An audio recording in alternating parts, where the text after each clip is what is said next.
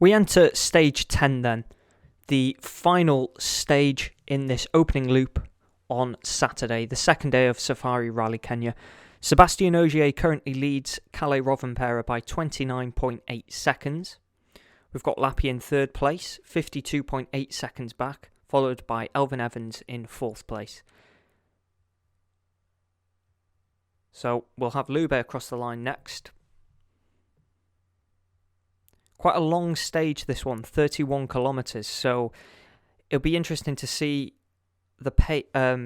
how much they want to push in here, because there's the potential for some drivers to lose a considerable amount of time if they misjudge how fast to take it, how much risks to take.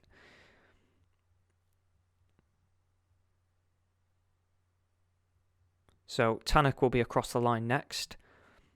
His overall time, not that important anymore after that disastrous start with the puncture in stage 4 yesterday.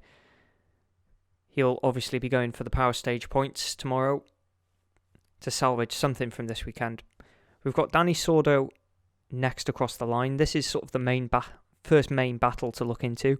He's 19.4 seconds down on Toyota driver Takamoto Katsuta.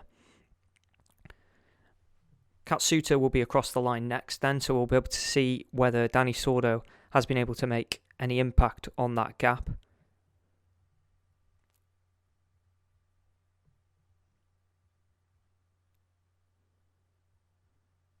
So he's unable to. Katsuta extends by 1.3 seconds then, keeping Dani Sordo at arm's length. Takamoto Katsuta showing really good pace so far.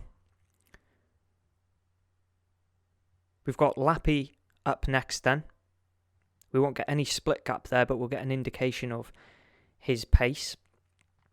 So he's 28.2 seconds up on the benchmark time set by Thierry Neuville. We've got Elfyn Evans next then. He's currently in he's currently in fourth place, 31 seconds behind Esa-Pekka Lappi, and that's not good for Elfyn Evans then in that battle for third place. He drops back a further 8.7 seconds to Esa-Pekka Lappi. Lappi started the day in fourth place. He's now up to third and just cementing that final podium spot. Kalle Rovanperä up next. He extends on Kalle Rovanperä. Not too much of a fight for second place. I think Rovanperä's got that pretty much sewn up as long as he doesn't suffer any punctures or anything like that. The main battle, though, is between the two Toyota teammates, Sébastien Ogier, the 8-time world champion, and Kalle Rovanperä. So at the first split then, Rovanperä has taken 2.8 seconds out of Sébastien Ogier. Nothing too much for the Frenchman to worry about there, with a 29.8 second gap.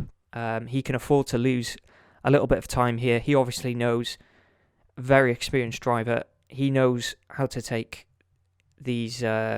he knows how to run his own rally, and to be able to keep a driver like Kalle Rovanperä at arm's length. He'll obviously be aware, with this being quite a reasonably long stage, that he can't be too conservative. He doesn't want to lose too much time in here, but he can afford to lose a little bit to Kalle Rovanperä. So we're getting sort of the stragglers through now then, the people they've all had bad luck this weekend. Neuville retired from Saturday on stage 6 with that suspension damage. And Tanak with that puncture on stage 4. And then Lube's had 2 punctures. He had a puncture in stage 5, lost quite a lot of time. And then another wheel failure on stage 7. So he's lost lots of time this weekend, plus that engine problem in stage 2 yesterday morning. Dani Sordo is across the line then. We'll have Takamoto Katsuta up next. Dani Sordo wasn't really able to do much at that first split. Can he improve? No, he drops even further back. So Takamoto Katsuta takes 6.6 seconds out of Dani Sordo, which Katsuta's cementing that position in 5th place then, because the gap between them it's not massive. Danny Sordo's definitely in the fight for that 5th place at the moment. He's not too far back. We've got Lappi across the line then. He goes fastest currently. We'll have to see what other people can do, but that seems like a really decent time from the Finnish driver. We've got Elfyn Evans up next then. So he extends on Katsuta, but he loses 18.7 seconds to Esa-Pekka Lappi there at stage end. That's a lot of time to lose. We'll have to find out whether something happened there or if that was just pure pace. It could be pure pace. He could have just misjudged the pace in this stage. Rovanperä extends on Esa-Pekka Lappi by 3.5 seconds. Nothing too dramatic there, but he'll take that. And then we've got the final car across the line, rally leader Sébastien Ogier. The gap at the moment is 29.8 seconds. Can he extend on that? So Rovanperä takes 7.7 seconds out of Sébastien Ogier there. A considerable chunk of time as Rovanperä sets about trying to close in on Sébastien Ogier. So a lot of people extending on their times. Stage 10.